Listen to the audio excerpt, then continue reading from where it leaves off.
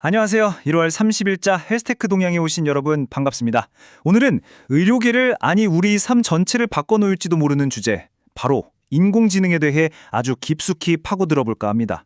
와, 정말이지 그 가능성은 상상조차 하기 힘들 정도예요. 자, 한번 보세요. 요즘 나오는 기술들 말이에요. 정말 대단하지 않나요? 머리에 쓰기만 해도 초기 알츠하이머를 잡아낼 수 있다는 헤드셋도 있고, 스마트폰 앱으로 눈 홍채를 찍어서 암을 발견한다는 얘기도 있어요. 이게 무슨 공상과학 영화 얘기가 아니라 바로 지금 우리 현실이라니까요. 미래는 이미 와 있는 거죠. 잠깐만요. 너무 흥분부터 하시는 것 같은데 진정 좀 하시고요. 미래가 코앞에 와 있다는 말은 멋지지만 그 기술을 뒷받침하는 과학적인 증거가 진짜 탄탄한지는 한번 따져봐야 하지 않을까요? 바로 이겁니다. 이렇게 막 미래적인 주장들이 쏟아져 나오면 혹하기 마련이죠. 그런데 말이에요. 그 주장들만큼이나 과학적인 검증 과정도 엄밀하게 이루어졌을까요? 솔직히 저는 아직 좀 의심스럽네요. 좋습니다. 그럼 첫 번째 주제부터 한번 제대로 얘기 나눠보죠. AI 기반 진단 기술이 내세우는 이 놀라운 주장들. 이건 거의 기적이라고 봐야죠. 글쎄요. 저는 혹시 신기루는 아닐까 싶어서요. 이것 좀 보세요. AI를 쓰는 새로운 액체 생검 기술이 나왔는데 뇌 종양을 감지하고 분류하는 정확도가 무려 98%래요. 98%! 이 정도면 진짜 의료계 게임 체인저 아닌가요? 와, 98%라 숫자 자체는 정말 대단하죠. 하지만 그건 아주 잘 통제된 말 그대로 실험실 환경이니까 가능한 수치일 겁니다. 현실은 완전히 다르거든요. 자, 여기 인지저하 진단 AI 사례를 한번 볼까요? 실험실에서는 민감도가 91%나 나왔어요. 그런데 이걸 실제 환자들이 있는 환경에 적용했더니 어떻게 됐죠? 62%로 뚝 떨어졌습니다. 실험실 숫자만 보고 샴페인부터 터뜨리기에는 아직 너무 이르다는 거죠.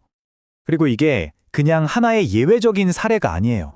지방간을 진단하는 AI 연구들을 체계적으로 분석한 자료를 보면 더 큰 그림이 보입니다. 연구의 69%, 그러니까 대부분이 이미 결과가 나온 과거 데이터를 되짚어보는 후향적 연구고요. 다른 병원이나 다른 인종의 데이터에서도 잘 작동하는지 보는 외부 검증은 턱없이 부족해요. 이런 연구 결과를 우리가 어떻게 마음 놓고 믿을 수 있겠어요? 네, 알겠습니다. 연구의 한계점, 그건 인정할게요. 그럼 화제를 좀 바꿔서 우리 일상에 더 가까운 기기들 얘기를 해보죠. 스마트워치 같은 웨어러블 기기들 말이에요. 이건 말 그대로 우리 손목 위에서 24시간 내내 건강을 체크해주는 주치의나 다름없다고요. 끊임없이 쌓이는 건강 데이터로 우리가 스스로 건강을 관리할 힘을 주고 있잖아요. 회의론자, 저는 바로 그 지점이 문제라고 봅니다. 이른바 날씨 좋을 때만 작동하는 기술이라고 할까요? 이 인용구가 핵심을 정확히 짚고 있어요. 이런 기기들은 우리가 건강하고 활동적일 때는 정말 기가 막히게 잘 작동해요. 그런데 정작 아파서 누워있거나 도움이 절실하게 필요할 때는 제대로 작동하지 않거나 무용지물이 되는 경우가 너무 많다는 거죠. 회의론자, 실제로 애플워치 관련 연구들을 분석한 데이터를 한번 보세요.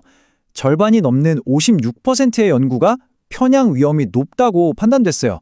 통계 방법이 좀 엉성하다거나 하는 이유로요. 이게 바로 제가 말하는 빛 좋음 개살구의 증거입니다.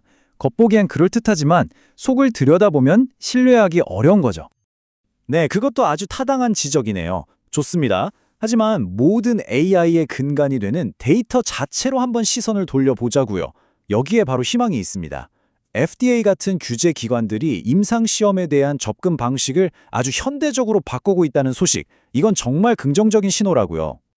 열성가 FDA의 이런 변화 덕분에 이제 과거 데이터를 더 스마트하게 활용할 수 있게 됐고요. 또 실제 진료 현장에서 나오는 생생한 데이터를 임상시험에 반영하는 길도 열렸습니다. 이게 무슨 뜻이겠어요? 결국 환자들에게 더 빠르고 더 저렴하게 새로운 치료법을 전해줄 수 있게 된다는 거죠. 정말 멋지지 않나요? 회의론자, 물론 데이터가 많아지는 건 좋죠. 하지만 우리는 많은 AI 모델이 가진 블랙박스라는 치명적인 문제를 그냥 넘어갈 수 없어요. 한번 생각해 보세요. AI가 어떤 진단을 내렸는데 왜 그런 결론을 내렸나요? 라고 물었을 때 아무도 대답을 못한다면요? 그건 그냥 묻지도 따지지도 말고 믿으라는 거잖아요. 의료 현장에서 그건 절대 있을 수 없는 일입니다. 회의론자, 데이터 문제를 조금만 더 깊이 파고들면 문제는 더 심각해져요. 바로 데이터 사각지대 때문이죠. 환자 개인정보 보호 규정이나 각 병원의 정책 때문에 정말 중요한 데이터들이 서로 공유되지 못하고 섬처럼 고립되어 있어요. 특정 병원, 특정 인종의 데이터로만 학습한 AI가 과연 우리 모두에게 공정하고 정확하게 작동할 수 있을까요? 천만에요, 편향된 결과를 낳을 뿐이죠. 네, 인정합니다. 정말 유망해 보이는 알고리즘 하나가 실제로 병원에서 환자에게 도움이 되는 신뢰할 만한 도구가 되기까지 그 길이 정말 멀고 험난하군요. 맞습니다.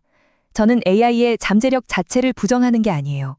다만 그 길을 가는 데 있어서 우리가 생각하는 것보다 훨씬 더 신중하고 엄격한 검증이 필요하다는 걸 강조하고 싶은 겁니다. 회의론자, 디지털 헬스 기술이 진짜 환자를 위해 쓰이려면 바로 이런 깐깐한 검증 과정을 반드시 거쳐야 합니다.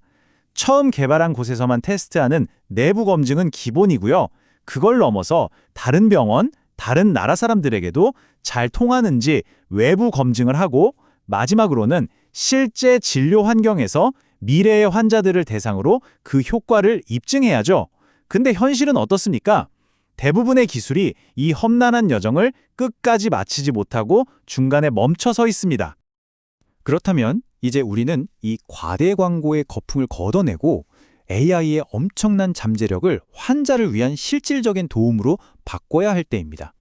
그러려면 연구 과정을 투명하게 공개하고 단순히 병이 있냐 없냐를 떠나서 환자의 실제 삶의 질을 얼마나 개선하는지를 봐야 합니다. 맞습니다. 그리고 표준화된 외부 검증 절차를 만들고 여러 병원이 함께 참여하는 대규모 연구를 통해서 안전과 형평성을 확보하는 제도적인 장치가 반드시 필요하고요. 의료 AI는 정말 무서운 속도로 똑똑해지고 있습니다. 하지만 오늘 저희가 나눈 이야기의 핵심 질문은 바로 이것인 것 같습니다. 과연 기술이 발전하는 속도만큼 우리는 그 기술을 사용하는 방법에 대해 더 현명해지고 있는 걸까요? 오늘 저희의 이야기가 여러분께 깊은 생각을 던지는 계기가 되었으면 좋겠습니다. 시청해주셔서 감사합니다.